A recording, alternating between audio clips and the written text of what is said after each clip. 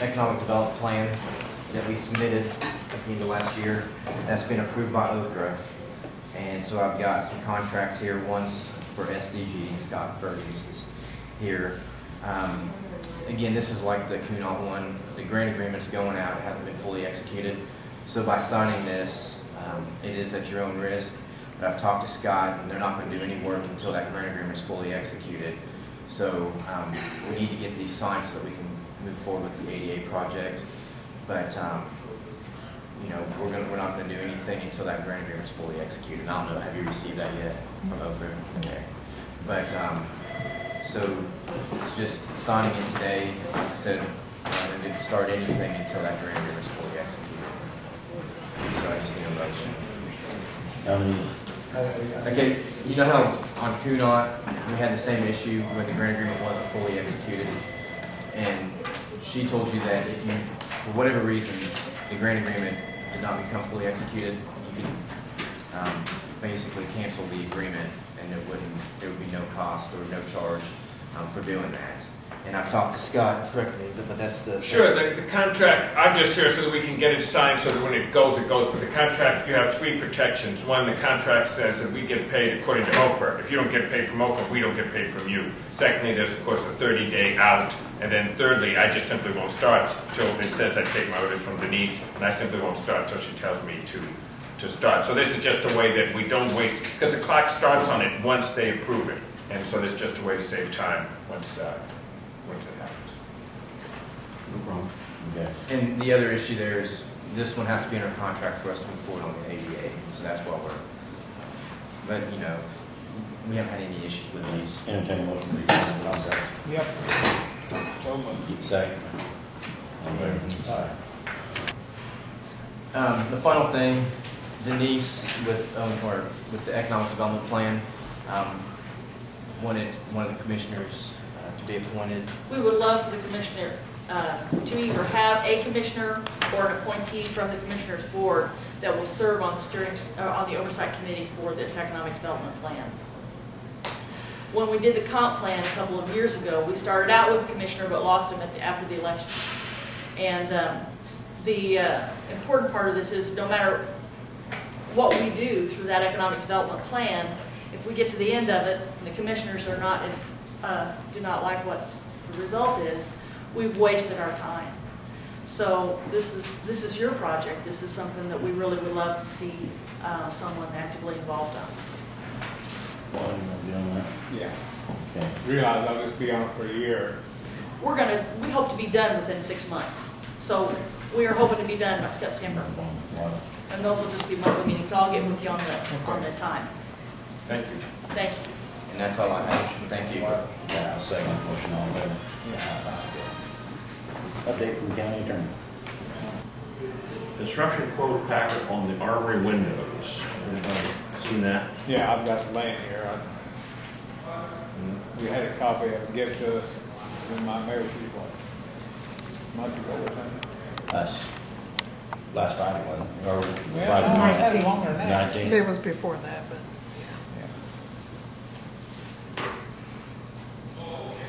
I'd like to see it go to bid.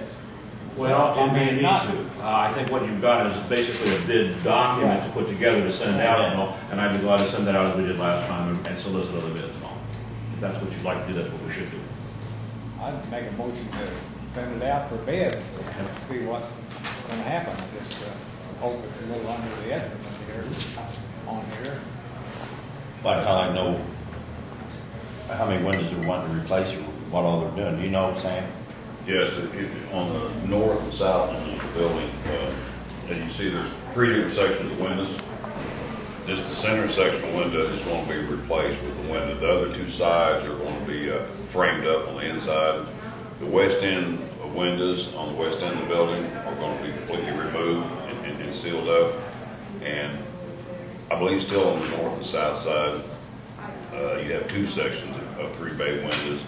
Center section will keep. Right and left will change. Then there's 2 little bitty corner windows that are turned, which would be on the east side of the building. There's going to be replaced also. Yes. We're concentrating on the armory when we should be concentrating on on the jail and the courthouse, in my opinion. I mean, I understand there's things that have to be fixed, but we're utilizing the security center and the courthouse, and we're concentrating all of our concentration on an empty building, which being the armory, and we're kind of overlooking the buildings that we use every day. And speaking of that, Rich, we're, a specs layout for the courthouse windows here, getting them drawn up and stuff like that. It'd be just like we got the panels here being laid out and be put out for bids and stuff like that. That's in the process right now. We did what we said we were gonna do and get the building up to where we at least use it for storage, and we got that new roof on, stop some problems there. The question I would have, what are we doing with the security center? There's a complete design. There's a design, but we're not, I mean, we got doors falling off down there. Obviously, if we had a fire at that security center today, and we had to move inmates out, we turned the inmates back into the public because there's no fence down there. I have a drawing of all of the changes that would be necessary that were foreseen by just reviewing the situation. Jail commissioner, I think, has sent a team down to look at it just in the last week or so, and they were hoping to have that report back. One, to see what that report said and see whether the things that are programmed are the fix for those same things and all. And some of those things have existed in more than one jail expansion. They were repeat violations and all. But I think that the new proposal that they had covers in the phase one of it and all, it does cover all the things that need to be fixed in that situation. It's some money though. Again, you know, it's a $500,000 project. I just wanted to update you guys. I called Wiley and George, and I started calling you a couple times on your cell.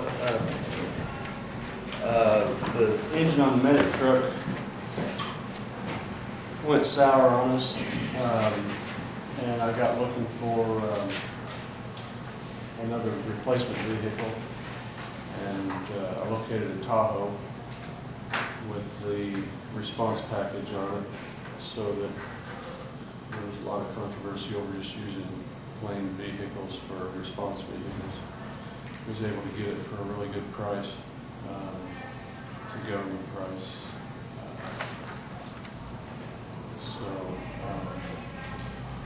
it's about where we're at now. We've got the Tahoe ordered, we've got the lights for it ordered. There's a guy up in Greencastle that is going to build it for us. We'll save about,